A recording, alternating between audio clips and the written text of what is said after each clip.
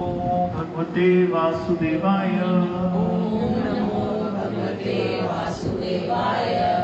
ओम नमो भगवते वासुदेवाय। ओम नमो भगवते वासुदेवाय। कृष्णाय वासुदेवाय देवकी नंदनाय च नंद गोप कुमाराय गोविंदाय नमो नमः। हे कृष्ण करुणा सिंधु दीन बंधु जगतपते गोपेश गोपी कांत राधा कांत नमोस्तुते। तप्त कंचन गौरंगी राधे वृंदावनेश्वरी वृषभानुसुत देवी प्रणमामि हरिप्रिया। श्री कृष्ण चैतन्य प्रभु नित्यानंद श्री अद्वैत गदाधर श्रीवासादि गौर भक्त वृंद। हरे कृष्ण कृष्ण कृष्ण हरे हरे हरे राम राम राम हरे हरे। नमो विष्णुपदाय कृष्ण पृष्ठाय भूतले श्रीमते मधुसूदनाय बापूजी इति नामिने। नमस्ते मधुसूदनाय भक्तिपाद प्रियाय ते दुर्लभ कृष्ण भक्ति मति सरल कारिणे। श्री राधे। आज अक्षय तृतीया का अत्यंत महान पवित्र दिन और यहाँ हम सब अपने सौभाग्य का अनुभव कर रहे हैं। कृष्ण नाम संकीर्तन करते हुए ब्रज के ठाकुर के चरणों में बैठे हैं।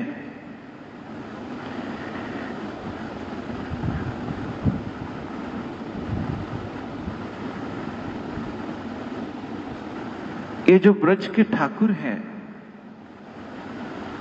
एक श्लोक याद आ रहा है आज।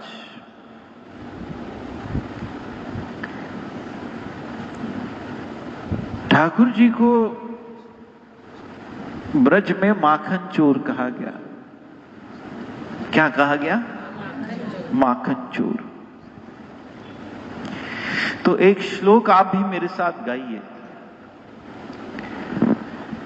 ब्रजे वसंतम नवनीत चौरम गोपंगनानां चदुकूल चौरम अनेक पाप अर्जितम चौरम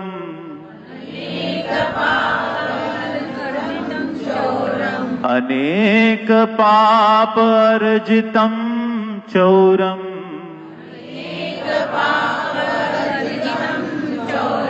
चौराणां पुरुषं चौरम नमामि।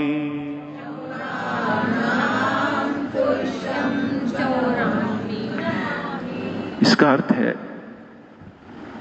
ब्रजे वसंतम नवनीत चौरम।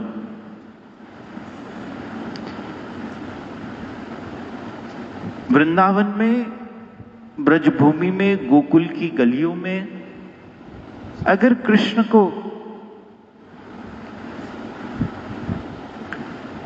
सबने जाना तो माखन चोर के नाम से जाना।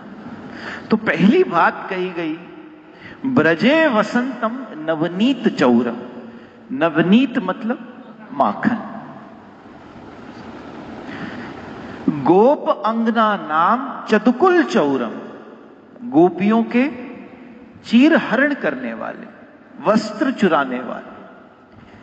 तीसरी बात कही गई, अनेक पाप अर्जितम चौरम, कि हमारे जन्म जन्म जन्म जन्म जन्म के जो पाप जमा है, ये ठाकुर उन पापों को चुरा लेता है। अनेक पाप अर्जितम चौरम। चौरा नाम अग्रगण्य पुरुषम नमामि, कि इससे बड़ा और कोई चोर हो ही नहीं सकता। बड़ा अद्भुत ये श्लोक है। जब कृष्ण ने माखन चुराया, हम सब ने जब भी कृष्ण के लिए कोई माखन चोरी की लीला देखी तो इस शब्द को सुना, माखन चोर। आज समझिए कि उसने ये सब कुछ क्यों चुराया। तो सबसे पहली बात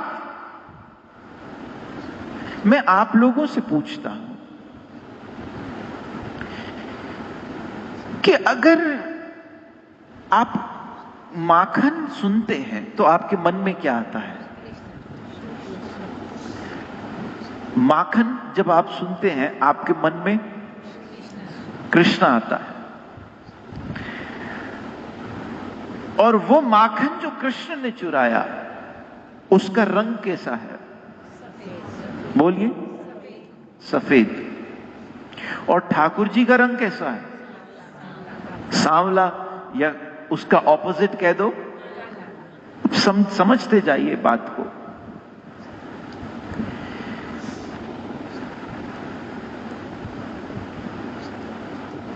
जब माखन को निकाला जाता है तो माखन को निकालने का प्रोसेस कैसा है?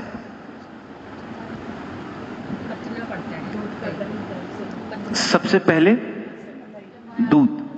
अब वो दूध भी कहां से आता है? गाय से। अगर वर्ल्ड मॉडर्नाइज भी हो गया है तो ऐसा तो नहीं हो रहा कि किसी कियोस्क से आजकल दूध आता है। आता तो वही गाय से है। मतलब गाय से भी कैसे आता है, वहां से शुरू कीजिए। गाय से दूध आने का प्रोसेस, पहले गाय के स्तनों को धोना और वहां से वो दूध आया। उसके बाद उस दूध को क्या किया गया? गर्म किया गया। फिर क्या किया गया? फिर क्या किया गया? उसको मथा गया। और फिर जाकर क्या अलग हुआ उसमें से? मक्खन और छाछ और मक्खन। तो अंत में, हाँ आप बताइए, आप अंत में अलग क्या हुआ उससे? छाछ अलग हो गई। मतलब जो पानी था वो अलग हो गया और अंत में क्या बचा? मक्खन। और वो मक्खन बिल्कुल सफेद और सॉफ्ट। अब देखिए, कृष्ण ने दूध नहीं चुराया, कृष्ण ने छाछ नहीं चुराई, उसे दूध चोर नहीं कहा गया, उसे छाछ चोर भी नहीं कहा गया। कृष्ण ने अगर कुछ चुराया तो अंतिम वस्तु जो मथने के बाद तैयार होती है और जो बिल्कुल पवित्र, बिल्कुल स्वच्छ, बिल्कुल कोमल, विदाउट एनी इम्प्योरिटीज, वो है माखन।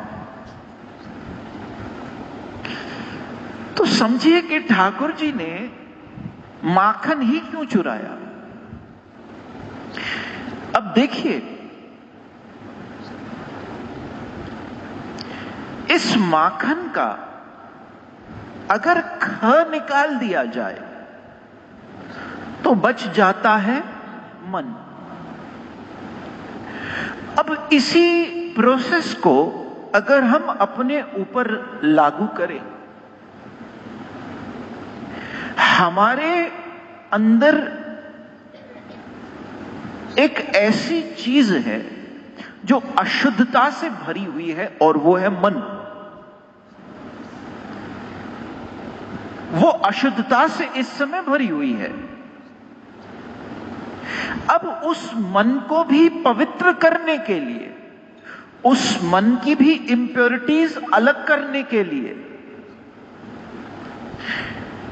एक मंथन की आवश्यकता पड़ती है। देयर इज अ प्रोसेस, जिसे श्री चैतन्य महाप्रभु ने कहा चेतो दर्पणम मार्जनम। चेतो अर्थात चित्त, दर्पणम मतलब एक आईने की तरह, और मार्जनम मतलब उसे साफ करना। चेतो दर्पणम मार्जनम, तो मन को स्वच्छ करने का भी एक मंथन है। क्योंकि ये मन एक ऐसी वस्तु है जिसके मस्ती के कारण हम जन्म जन्म जन्म जन्म जन्मों से यहां फंसे हुए हैं। ये मस्ती किसकी है? अंत में उस मन की ही है।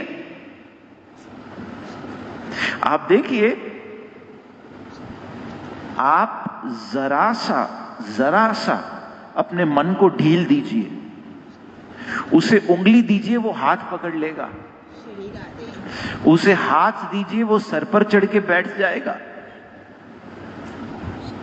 मन एक ऐसी चीज है जो सूक्ष्म रूप से दिखाई तो नहीं देती, लेकिन उसका जो बल है, उसकी जो ताकत है, वो आपके पूरे शरीर को चला रही है।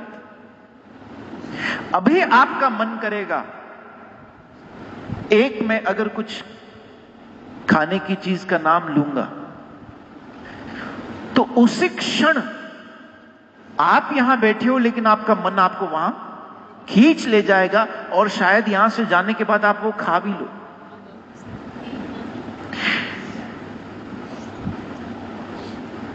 आप देखिए कि ये मन की मस्ती हमें कितने जन्मों से कृष्ण से दूर करती है।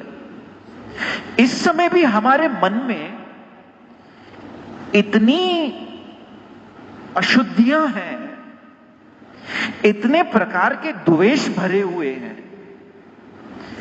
और ऐसे ऐसे द्वेष हैं कि वो द्वेष पहले तो हमें अशांत करते हैं।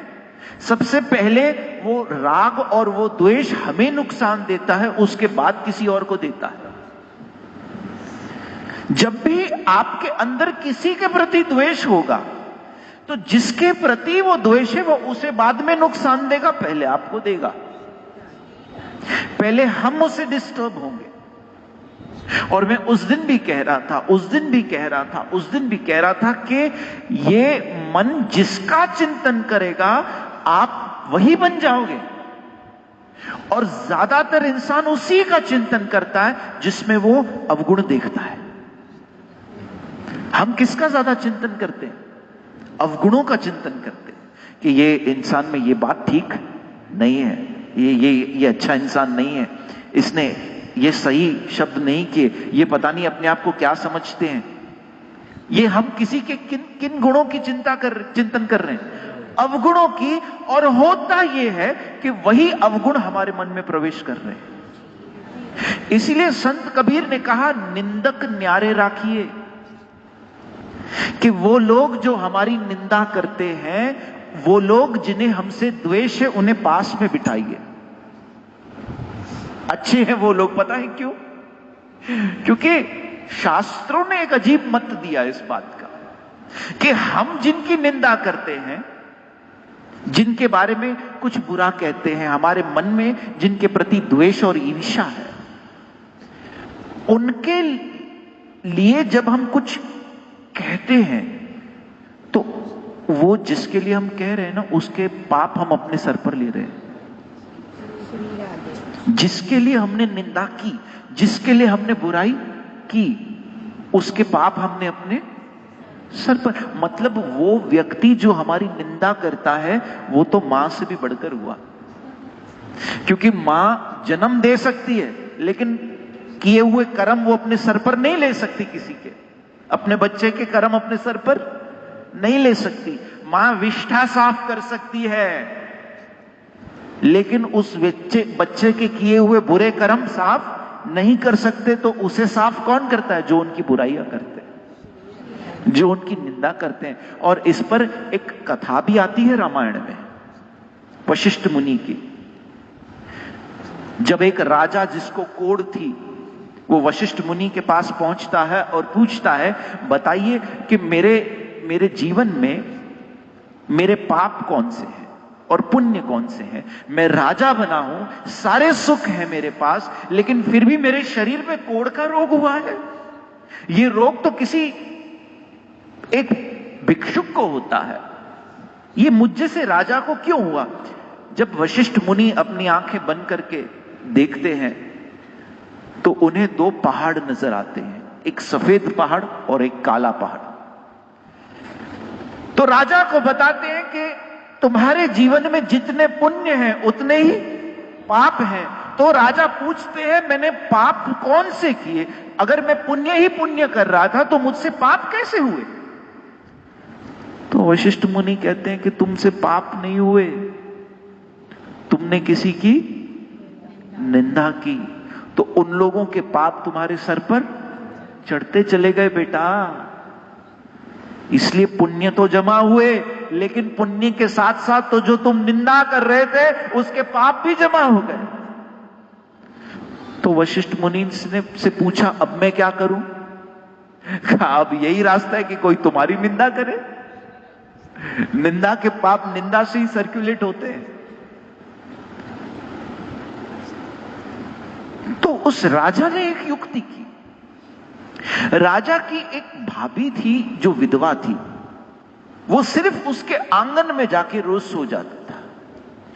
सुबह आने जाने वाले लोग देखते तो उन्होंने बातें करना शुरू कर दी। क्योंकि याद रखिए, जो आंखों देखा सच नहीं हो सकता है और कानों सुना भी सच नहीं हो सकता है। आज लोगों का माइंडसेट ऐसा है कि अगर कोई एक लड़का लड़की भी जा रहे हैं, भाई बहन होंगे, लेकिन वो उनको किसी और दृष्टि से देख लेंगे, उन्हें कुछ और समझ लेंगे। ये क्यों है? मूल तौर से हम सब के अंदर एक दोष दृष्टि अर्थात औरों में दोष देखने की आदत पड़ चुकी है, जिसे कहते हैं फॉल्ट फाइंडिंग। और हमारे परम गुरुदेव भक्ति सिद्धांत सरस्वती महाराज ने कहा, किसने? जो श्रील प्रभुपाद जी के गुरु थे, उन्होंने कहा कि अगर चाहते हो कि भजन का असर तुम पर हो तो एक दृष्टि को अपने जीवन से निकाल देना, और वो है दोष दृष्टि। औरों पर दोष की दृष्टि रखना कि इसमें ये ठीक नहीं है, इसमें ये ठीक नहीं है, इसमें ये ठीक नहीं है। क्योंकि ये तो मक्खी का गुण होता है, वो हर जगह क्या ढूंढती है? गंदगी और कचरा। भौरे का गुण क्या होता है? वो कचरे में भी किसको ढूंढेगा? फूल। तो आपको हो सकता है एक व्यक्ति में हजारों बुराइयां नजर आती हो, वो हजारों बुराइयां करता हो, लेकिन उसमें कोई एक अच्छा गुण होगा। उसे क्यों नहीं देखें? उसे हम देखने की कोशिश क्यों ना करें? उसके गुण देखने से फायदा क्या होगा हमारा, ये बताइए। क्या उसके गुण दूर हो जाएंगे? बोलिए ना। वो तो जैसा है वैसा ही रहेगा, उससे बल्कि हमारा नुकसान होगा। वो अवगुण भी हमारे अंदर प्रवेश कर जाएंगे, क्योंकि चिंतन उसका हो रहा है, चिंतन उसका हो रहा है। और यही हमारे मन की बीमारी है जो इस मन को साफ होने से रोकती है। वो राजा जाकर जब सोया तो आने जाने वालों ने बातें करना शुरू की, धीरे धीरे धीरे करके उसके शरीर की कोढ़ ठीक होने लग गई, क्योंकि उसके जो पाप कर्म थे वो अब उसके सर से उतरकर किसी और के सर पर चढ़ने लगे। इसलिए संत कबीर ने कहा, निंदक को न्यारे राखिए। अच्छी बात है अगर कोई निंदा करने वाला है तो, बुरा मत मानिए इस बात का, बल्कि उस व्यक्ति को जाके मनी, सामने से नहीं कह सकते तो मनी मन धन्यवाद कह दीजिए। Thank you for being there for me, for taking all my sins, you are great. Shri Radhe. ये मन की स्वच्छता कब आएगी? कब? क्योंकि ये जब आएगी ना, तो ये जो ब्रज का ठाकुर है ना, वजेंद्र वसंतम नवनीत चौरम। देखिए शब्द नवनीत, नवनीत मतलब जो बिल्कुल सॉफ्ट, कोमल, जिसका मन बिल्कुल कोमल हो चुका है, जिसका मन एकदम स्वच्छ, सफेद, विदाउट एनी इम्प्योरिटीज। और आप कहेंगे क्या ये पॉसिबल है? हाँ है। कैसे पॉसिबल है पता है? जैसे आप अपने घर पर नजर रखते हो कि कौन आ रहा है, कौन जा रहा है। आजकल तो मैं यूएस में था, तो उनके पास कहीं पर भी वो घूम रहे हैं, उनके पास मोबाइल में घर के चारों तरफ जो भी एक्टिविटीज हो रही हैं सब वहां पर दिख जाती थी। कोई अगर आया, किसी ने डिलीवरी की, कोई उसके पास से भी गया तो लाइट्स जल जाती थी और मोबाइल में अलर्ट आ जाता था कि तुम्हारे घर के पास से कोई गुजरा है। तो हम अपने घर पर पूरी नजर रखते हैं, यहां कौन आ रहा है, कौन जा रहा है। तो हम अगर अपने मन पर भी नजर रखें कि यहां कौन से ख्याल आ रहे हैं, कौन से जा रहे हैं। जैसे कोई गलत व्यक्ति घर में घुसना चाहे तो उसको घुसने दोगे? अब बताइए, हमारे बॉलीवुड के एक एक्टर के लिए हमने देखा, उसके घर में कोई चाकू लेकर घुस गया, चोरी की और उसे चाकू से मार दिया। वो हॉस्पिटल में था, अब वो बाहर आया, उसने तो सोचा अब मैं दूसरा घर ले लूंगा। उसने कहीं और विदेश में नया घर ले लिया। तो ये कब हुआ?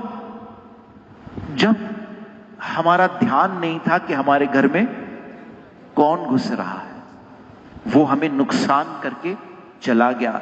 ऐसे ही आपके मन में भी एक सिक्योरिटी लगाइए, एक सिक्योरिटी कैमरा लगाइए कि कौन आ रहा है अंदर, उसे रोकिए। पहले पूरा परिचय कीजिए कि ये जो मैं सोच रहा हूं ये सही है क्या? अगर मेरे ये विचार इस समय जोर जोर से सब कोई सुनने लगे और भगवान भी सुनने लगे, वैसे भगवान तो अंदर सुन ही रहा है, तो क्या ये विचार अच्छे लगेंगे? शायद हमारे मन में अगर एक लाउड स्पीकर होता, जैसे मन में हम जो सोच रहे हैं वो बाहर किसी स्पीकर पर सुनाई देने लगता, तो हमारे तो पसीने छूट जाते कि हम क्या क्या सोच रहे हैं, क्या क्या ख्याल आ रहे हैं, क्या क्या विचार आ रहे हैं। इसलिए मन के अंदर आने वाले विचारों पर भी हमें रोककर एक निगरानी रखनी पड़ेगी कि कौन आ रहा है और कौन जा रहा है। और अगर ऐसा लगता है कि ये विचार मन में आया, इससे अगर आपके अहम की पूर्ति होती है, अगर आपके क्रोध की, आपके द्वेष की पूर्ति होती है, तो याद रखिएगा अभी उसकी नजर नहीं पड़ी। उसकी नजर तब पड़ेगी जब नवनीत चौरम, जब नवनीत जैसा वो मन होगा। और नवनीत जैसा वो मन कैसे होगा? वो मंथन जिस प्रोसेस से माखन गुजरता है, उसी प्रोसेस से हमारे मन को भी गुजरना पड़ेगा। कैसे होता है मंथन? एक बार में हो जाता है? 2 बार में हो जाता है? कई बार उसे करना पड़ता है, कई बार करना पड़ता है, कई बार करना पड़ता है।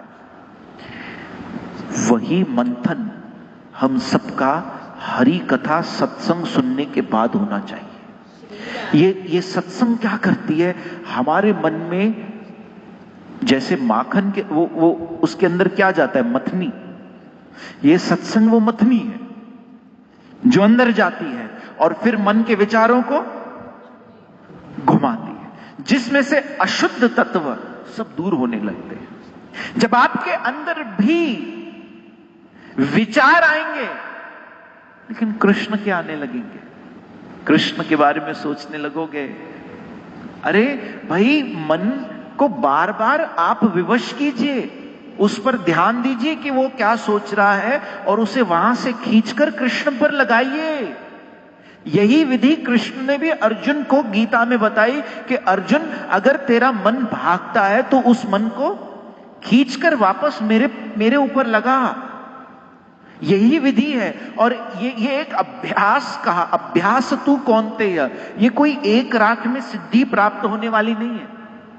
हम जाते हैं अगर किसी संत से भी मिलते हैं, किसी महात्मा से भी मिलते हैं, पूछते हैं हमारा मन बड़ा अशांत रहता है। मन सबका ही अशांत रहता है। वो जो आपको बता रहा है उसने भी कहीं प्रयास करते करते करते करते, कोशिश करते करते करते करते, भजन नाम करते करते करते, कथा करते करते करते, कोशिश ही चल रही है सबकी। और यही कोशिश हम सबको करनी पड़ेगी। और याद रखिएगा कृष्ण कोशिश देखता है, कृष्ण हमारी सिंसियरिटी देखता है कि ये कोशिश कर रहे हैं, किसके लिए कर रहे हैं? मेरे लिए कर रहे हैं। गोपियां माखन तो निकालती थी लेकिन किसके लिए निकालती थी? क्यों? कृष्ण के घर में माखन नहीं था। कृष्ण की 9 लाख गैयाएं थी, नंद बाबा का अपना महल था, वो राजा थे। 9 लाख गायों से कितना दूध और माखन निकलता था। कृष्ण के गोकुल की जो गलियां थी उनके नालों में माखन बहा करता था, इतना माखन था। It was in abundance. दूध दही माखन की तो वहां नदियां बहा करती थी। जब ठाकुर जी प्रकट हुए थे, आपको पता है माखन की होली खेली गई थी। माखन के लौंदे बना बना के सब एक दूसरे को मार रहे थे, इतना माखन था। लेकिन फिर भी कृष्ण गोपियों के घर प्रवेश करते, क्योंकि वो गोपियों ने इसी भाव से माखन निकाला होता था कि आकर कृष्ण चुरा कर ले जाएगा। एक बार ब्रज में बात फैली बड़ी, क्या तो चोर है भाई, कितना सुंदर है। एक गोपी दूसरी को बताए, दूसरी तीसरी को बताए। तो एक गोपी ने कहा प्लीज प्लीज प्लीज प्लीज, आज मैं माखन बनाती हूं, तुम मत बनाना, ताकि वो मेरे घर आकर चुरा कर जाए। प्लीज आज मेरा टर्न, मैं भी तो देखूं। उस गोपी ने बड़े भाव से माखन बनाया और बिल्कुल सजा धजा कर रख दिया और खुद छुप गई, ये देखने के लिए कि वो चोर है कैसा। बड़ा सुना है उसके बारे में, बहुत सुंदर है, श्याम सुंदर, श्याम वर्ण, अति सुंदर, अति लावण्य। तो गोपी ने सोचा कि मैं चुपचाप देखूंगी बस।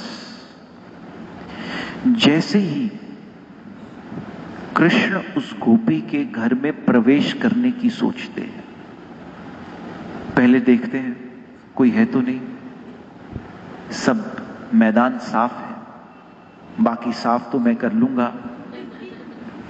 सबसे पहले जब अपना चरण कृष्ण ऐसे रखते हैं, सिर्फ अभी क्या आया है कृष्ण का, अब कृष्ण नहीं आए हैं, सिर्फ कृष्ण का चरण नजर आया है। जैसे ही गोपी ठाकुर जी के चरणों के उस नख को सिर्फ देखती है, उस नख में ऐसा प्रकाश होता है, ऐसा प्रकाश होता है कि मान लो कि हजारों सूर्य एक साथ उदय हो गए हो, और इतना चमक रहा होता है कि उस गोपी, वो दूर खड़ी हुई गोपी भी अपने आप को उस नख में देख पाती है। इतना सुंदर कृष्ण के चरण और उसका नख, अभी सिर्फ नख के दर्शन किए और वो बेहोश हो जाती है, आगे कृष्ण को देख ही नहीं पाती। अब तो चरणों के सिर्फ नख के दर्शन हुए और ये गोपी तो बेहोश ही हो गई, क्योंकि माखन कृष्ण ने बाद में चुराया, लेकिन पहले उसका मन चुराया। क्यों? क्योंकि मन नवनीत समाना, उसका मन,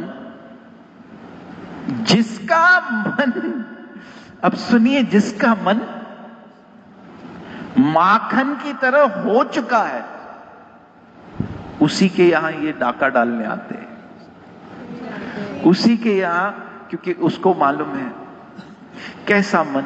अच्छा एक बात बताऊं, इस दुनिया में सबसे मुश्किल काम कौन सा है? इस दुनिया में सबसे मुश्किल काम है सरल होना। समझे? इस दुनिया में सबसे मुश्किल काम है सरल हो जाना। सरल हो जाने का मतलब क्या है? कि एक ऐसे मन वाला व्यक्ति जिसको कोई पागल भी समझता है ना, तो उसको लगता है ठीक है भाई, मैं पागल हूं, मैं पागल हूं। एक दुकान पे एक व्यक्ति आता था और हमेशा चालाकी करके, उस जमाने में सिक्के चलते थे, सिक्के तो नकली सिक्के बनते थे, जैसे आजकल नकली नोट बनते हैं, तो उस जमाने में नकली सिक्के चलते थे, तो वो नकली सिक्का देकर जाता, या नोट ही ले लीजिए, वो नकली नोट देकर चला जाता। दुकान वाले को मालूम होता ये कौन सा नोट है, नकली नोट है, वो चुपचाप रख लेता। अगर बिजनेसमैन की दृष्टि से देखें तो कहें भाई ये तो पागल आदमी है, जब तुझे पता है ये नकली है तो फिर तू क्यों ले रहा है? फिर वो नकली देकर जाता, फिर रख लेता। एक दिन जो नकली नोट दे रहा था उसी को गिल्ट हुआ। उसने उससे पूछा, जब तुम्हें मालूम है मैं नकली नोट दे रहा हूं, फिर भी तुम क्यों ले रहे हो और क्यों स्वीकार कर रहे हो?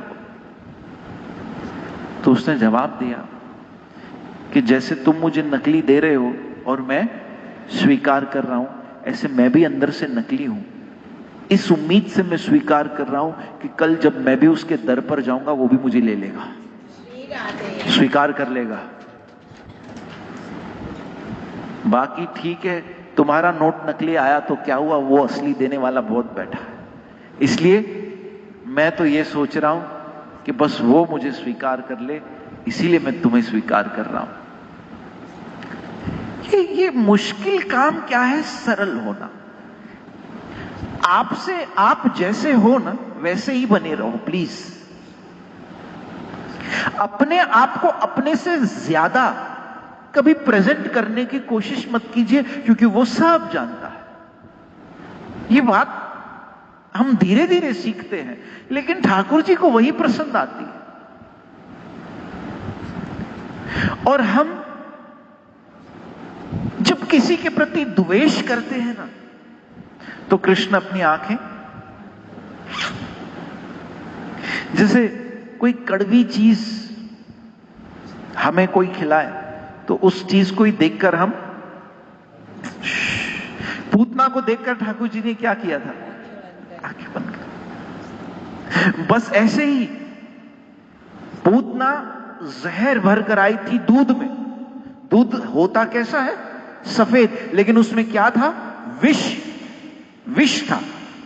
ऐसे ही जिसके मन में पूतना अपने छाती पर विष लगाकर आई थी, लेकिन वो इस बात को रिप्रेजेंट करता है कि जिसके मन में भी जहर भरा हुआ है। कृष्ण उसको देख के अपनी आंखें बंद कर देते, बंद कर देते। उसे तो कैसे चाहिए? एक भोले की कथा सुनाऊं। वृंदावन में एक ये ब्रज के भक्त शास्त्र में कथा आती है, ये सच्ची घटना है।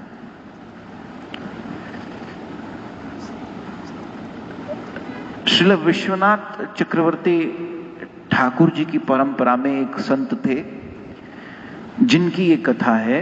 उनके आश्रम में एक लड़का रहता था वृंदावन में, उसका नाम था भोला। उसका नाम वैसे किसी को पता नहीं था, लेकिन उनका नाम रख दिया गया था भोला, क्योंकि बेचारा बड़ा भोला था, बड़ा सीधा था। जो आता वो उसे कुछ कहकर चला जाए, कुछ बोलकर चला जाए, वो अपनी मस्ती में रहता। श्री राधे कहिए। देखिए, अपनी मस्ती में रहने वाले लोग हैं ना, वो बड़े ठाकुर जी को पसंद आते हैं। कोई आकर जो एक संत को वृंदावन में एक व्यक्ति गाली दे रहा था, गाली पे गाली, गाली पे गाली, धक्का मुक्की लग जाती है। अब देखिए उसका स्वभाव कितना सरल था। कहा, यार तू बहुत अच्छी गाली देता है, ऐसी गालियां सुनी नहीं है, जरा नंबर दे दे, कभी किसी को गाली दिलवानी हो तो तुझसे ही दिलवाऊंगा। तो ये एक नजरिया है आपका हर परिस्थिति को देखने का। गौतम बुद्ध को जब वो जा रहे थे तथागत के साथ, तो किसी ने पहनाया फूलों का हार पहनाया, तो शिष्य बड़े खुश हुए। आगे के गांव में गए तो एक चप्पलों का हार लेकर आया, तो शिष्य को बड़ा गुस्सा आया। गौतम बुद्ध को चप्पलों का हार पहनाएगा? गौतम बुद्ध ने उन्हें रोक लिया, कहा नहीं, इसे पहनाने दो। कहा, अरे महाराज ऐसे कैसे? कहा, देखो पहले जिस गांव में गए थे, जिसने फूलों का हार पहनाया वो बेचारा माली था, ये बेचारा मोची है। उसके पास फूल थे तो उसने फूल दिए, ये चप्पल वाला है, इसके पास है ही चप्पल, तो ये वही देगा, तुम लेके चलते बनो। ऐसे जिसके पास जो है उसे देने दो, और आप मस्ती में चलते बनो। कौन सा हमें उनके साथ बैठ के यहां 7 जन्म बिताने? अगर आप आज भी ये सोचते हो कि भाई हमें किसी से बदला लेना है, किसी से द्वेष करना है, किसी को 2 बातें सुनानी है, तो फिर तो अभी पुनरपि जननम पुनरपि मरणम, बार बार जन्म लेना पड़ेगा ये किस्सा पूरा करने के लिए। ये सोच के चलो कि ये जन्म हमारा आखिरी जन्म हो, तो हमें यहां किसके साथ बैठकर पापड़ बनाने हैं, किसके साथ बैठकर यहां अट्टो गोइणवा? हमें यहां से चलते बनना है। ट्रेन स्टेशन पर रुकेगी जरूर, लेकिन जाएगी अंत में अपने मंजिल पर। थोड़ी देर के लिए कहीं रुकना पड़े कोई बात नहीं, लेकिन वहां थम मत जाना। जहां थम गए लक्ष्य से हम भटक जाएंगे। तो भोला ऐसे मस्त रहता, कोई बोले, कोई चिढ़ाए, कोई कुछ कह दे, वो अपनी मस्ती में रहता। मौज में रहो और हरि की खोज में रहो। तो भोला एक दिन जंगल से जा रहा था, गोचारण करता था। उसकी सेवा यही थी, जो आश्रम की गायें होती थी ना, गौशाला होती थी, उन सारी गायों को लेकर जाता था, घास खिलाकर वापस आता था, हुर्र हुर्र करता चलता। तो गोचारण करते करते उसे एक दिन इस गोपाल ने पकड़ लिया कि बोला, तू कितना अच्छा है रे, मेरे से दोस्ती करेगा, मेरा दोस्त बनेगा। देखिए ठाकुर जी गीता में कहते हैं, अद्वेष्ट सर्वभूतानाम मैत्र करुण एवच, कि वो व्यक्ति जिसके अंदर द्वेष नहीं है, अद्वेष्ट सर्वभूतानाम मैत्र एव करुण, जिसके अंदर मैत्र भाव है और करुणा भाव है, he is my best friend है। तो वो ऐसे ही दोस्त बन गया, ठाकुर जी का दोस्त बन गया। आपको किसी की बात ने डिस्टर्ब किया वो एक अलग बात है, लेकिन इसका यह मतलब नहीं आप उस व्यक्ति के लिए द्वेष पालकर बैठ जाओ। दैट विल बी कैटास्ट्रोफिक, वो बहुत खतरनाक। और इसी कारणवश हम बार बार जन्म लेते हैं। यही हमारी अग्नि है अंदर की, जो जब तक शांत नहीं होती तो हमें जन्म लेने पर मजबूर करती। ठाकुर जी भोले को दोस्त बनाकर बैठ गए। अब रोज भोला जो लाता अपने साथ, ठाकुर जी अपना प्रसाद उसे खिलाते, उसका खुद खाते, वो एक साथ बैठकर खाते। एक दिन उससे महात्मा जी ने पूछ लिया कि भाई इतना देर से क्यों आने लगा है तू आजकल, शाम हो जाती है। कहते क्या करूं, मेरा दोस्त मुझे छोड़ता ही नहीं है। बातें करते हैं। कहा तूने कौन सा दोस्त बना लिया भाई जंगल में, वहां कौन मिलता है? कहा वो कन्हैया। इतनी सरलता से उसने कहा कि ये कृष्ण, ये नंद का लाला, ये जशोदा का नंदन, ये मेरा दोस्त। कहा अच्छा, मैं यहां सन्यासी बनकर बैठा हूं, इतने वर्षों से सन्यास लिया है, इतना भजन इतना तप चल रहा है, और वो तुझे मिल गया मुझे नहीं मिला? कहा नहीं नहीं मैं सच कह रहा हूं। कहा अच्छा ऐसी बात है तो एक दिन ले आ उसे, मैं देखना चाहता हूं। अब वो जाके जब कृष्ण से कहे कि तुझे आज चलना पड़ेगा, मेरे नाक की बात है, मुझ पे विश्वास नहीं कर रहे हैं कि तू मेरा दोस्त है। कृष्ण ने बोला यार देख मैं तेरा दोस्त हूं, मैं कहीं और क्यों जाऊं, मैं तो तुझसे मिलने आता हूं। कहा नहीं नहीं अब तुझे चलना पड़ेगा, चलना पड़ेगा, चलना पड़ेगा। महाराज जी बाहर बैठे हैं, सामने से आज जब शाम हुई, संध्या हुई, तो देखा एक के बदले दो ग्वाले आ रहे हैं। धूल बड़ी उड़ रही है गायों के चरणों से। देखिए आज की कथा कितनी अच्छी रही, इसमें गोपाल भी आए, गौ भी आई, वृंदावन भी आया, माखन भी आया, महात्मा भी आ गए। ये आज आपकी अक्षय तृतीया अक्षय हो गई। तो ये गौशाला में यहीं पर ठाकुर जी गोचारण करते करते आए। हाँ तो देखा धूल उड़ रही है, दो दूर से नजर आ रहे हैं। अब गायें जब तक सामने आए सामने आए सामने आए, तो आज देखते हैं कि ये कृष्ण, ये ऐसे इतनी आसानी से पैरों पर चलकर, ये कृष्ण जिसके लिए ब्रह्मा जी कहते हैं ईश्वरा परम कृष्ण सचिदानंद विग्रह अनादिर आदिर गोविंद सर्व कारण, जो सारे कारणों के, जो गीता में गोविंद कहता है भोक्तारम यज्ञ तपस्याम सर्वलोक महेश्वरम, जो कहता है कि मैं सारे लोगों का महा ईश्वर हूं, जिसकी बंसी की नाद सुनकर ब्रह्मा जी भी वेद पढ़ना भूल जाते हैं, सरस्वती मां सितार बजाना भूल जाती है, शिव जी अपने समाधि से खड़े हो जाते हैं, देवी देवता जिनके चरणों में पुष्पों की वर्षा करते हैं, वो कृष्ण इतनी सरलता से चलते हुए यहां आया। कहा ठाकुर आप इतने सरल कैसे?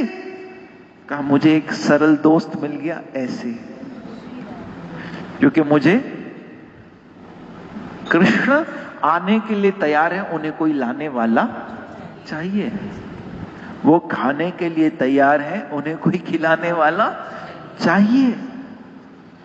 वो नाचने के लिए तैयार है, छछिया बरी छाछ पे नाचना, वो नाचने के लिए। अरे गोपियां तो कृष्ण को लिटरली एब्डक्ट कर लेती, कहती थी तू नहीं जा सकता, अगर जाना है तो पहले नाच के दिखा, माखन नहीं मिलेगा, पहले नाच के दिखा। और ऐसे नहीं नाचेगा कृष्ण, तो बिल्कुल सखी बन के नाचेगा, साड़ी चुनरी पहनेगा, नथ लगाएगा, कान में झुमके, अब कृष्ण सोचिए कैसे श्रृंगार करके आते हो। मेरी नच नच के इज्जत नहीं हो घटती, मैनू नच के यार मनावण दे। आके नाचते थे, तेरे इश्क नचाया करके थैया थैया, छेथी एव न तबीबा, नहीं तो मैं मर गईया। मेरे दिल विच फुलेंदा, आज मेरे दिल में एक बगीचा लगा है, आज मोर नाच रहे हैं उस प्रेम के बगीचे में। सूफी कहता है, मोर कुटीर में जाकर देखिए, राधा रानी ने तो मोर बना दिया कि मोर बन जाओ। कभी मोर बन जाते, कभी बंदर बन जाते, कभी खग बन जाते। तो ये कृष्ण है। इनके पास जितने सरल बन के हम जाएंगे, उतने ये सरल बन के हमें अपने आप को दे देंगे। चल, कहोगे इसको, अरे कन्हैया चल, ये उठ के चलने लगेगा। लेकिन सरलता, एक ऐसी सरलता, इसलिए ब्रजे वसंतम नवनीत चौरम, गोपंगनानाम चदुकूल चौरम, अनेक पाप अर्जितम चौरम, अनेकों पापों का जो, अनेक अर्जित, अर्जित मतलब जमा किए हुए पाप, कौन से जन्म के, अनेक जन्मों के। अभी तो हम सिर्फ नवनीत चौरम पे आए, आगे का फिर कभी ब्रज के ठाकुर की, हमारे गोविंद की महिमा ऐसी अद्भुत है। आइए आज के इस सत्संग को यहीं विराम देते हैं। थैंक यू वेरी मच, आप सब आए। इसी तरह से ये देखिए, यहां भी सारी ब्रजलीलाएं हैं। इसी तरह से आप सब प्लीज एक बात समझ लीजिए, अगर मन को सरल बनाना है तो उसकी एक विधि है। जैसे माखन बनाने की एक विधि है, मन को सरल करने की भी एक विधि है, और वो विधि है सत्संग और हरि नाम। सत्संग और हरे कृष्ण कृष्ण कृष्ण हरे हरे, हरे राम राम राम हरे हरे, हरे कृष्ण कृष्ण कृष्ण हरे हरे, हरे राम राम राम हरे हरे, हरे कृष्ण कृष्ण कृष्ण हरे हरे, हरे राम राम राम। और कोई रास्ता न था, न है, और ना ही आगे हो सकता है, ये समझ लो। इसलिए बेहतर है कि हमारे बुद्धि में जल्दी ये बात बैठ जाए, और जितने प्रयास हम करेंगे वो कुछ देर के लिए तो मन को शांत कर सकता है, लेकिन मन फिर फिसलने वाला है जब तक उस पर हरि नाम का नित्य नियम से भजन का एक साधन मन को न मिल जाए। हरे कृष्ण कृष्ण कृष्ण हरे हरे, हरे राम राम राम हरे हरे। क्योंकि सत्संग और हरि कथा का फल क्या है आप जानते हैं? सत्संग और हरि कथा का फल क्या है कि आपकी भगवान के नाम जपने में रुचि आ गई। अगर सत्संग और हरि कथा सुनते सुनते सुनते सुनते ये नाम भजन की माला हाथ में नहीं आ रही, तो फिर कोई फल प्राप्त नहीं हुआ, कोई फल प्राप्त ही नहीं हुआ। क्योंकि जैसे किसी ने कहा, आपने किसी से पूछा कि ये ऑक्सफोर्ड बिल्डिंग कहां है, उसने बताया ये प्रेस्टीज से सीधा चले जाओ, लेकिन आप वहीं खड़े हो, बताने वाला बताकर चला गया, आप हिले ही नहीं, तो क्या आप यहां तक पहुंचोगे? दूसरा आया, तीसरा आया, चौथा आया, बता वही रहे हैं, लेकिन हम वहीं के। इसलिए कथा नाम में रुचि बढ़ाने के लिए ही है, क्योंकि तारने वाला तो नाम ही है। नानक नाम जहाज है, जो चढ़े सो उतरे पार। नाम ही एक है जो मन को सरल बनाएगा, अनेक पाप अर्जित जो हैं उनका हरण करेगा। ये मुझे ये कहना था आज, लेकिन समय नहीं मिला। अनेक पाप अर्जितम, ये कृष्ण कैसे चुरा रहे हैं? नाम बन के चुरा रहे हैं। हरे कृष्ण कृष्ण कृष्ण हरे हरे, हरे राम राम राम हरे। इसलिए भजन कीजिए, भजन कीजिए, उसमें रुचि बनाइए। जब भजन करें तो इतने प्यार और भाव से करें कि ऐसा लगे कि हम कृष्ण को इस समय चख रहे हैं। श्री राधे कहिए, वी आर टेस्टिंग कृष्ण, क्योंकि वह नाम ही कृष्ण है। ऐसे ही महाप्रभु ने नहीं कहा सर्वशक्ति संपन्नम, कि इस नाम में भगवान ने अपनी सारी शक्ति डाल दी। आप सोचिए, और कुछ है ही नहीं। स्वयं महाप्रभु कहते हैं कि नाम में कृष्ण ने अपनी सारी शक्ति डाल दी है। तो जिसे नाम मिल गया, अगर वो उस नाम को शुद्ध भाव से, अपराधों से रहित होकर नहीं भज रहा है, तो फिर क्या लाभ हुआ? फिर तो हम वहीं के वहीं खड़े हैं, बताने वाले आ रहे हैं, बताकर जा रहे हैं, फिर कोई और आएगा दुनिया में, फिर वो बताएगा, फिर कोई और को हम सुनेंगे, फिर वो वही बताएगा। लेकिन नाम, हरि नाम, हरे कृष्ण कृष्ण कृष्ण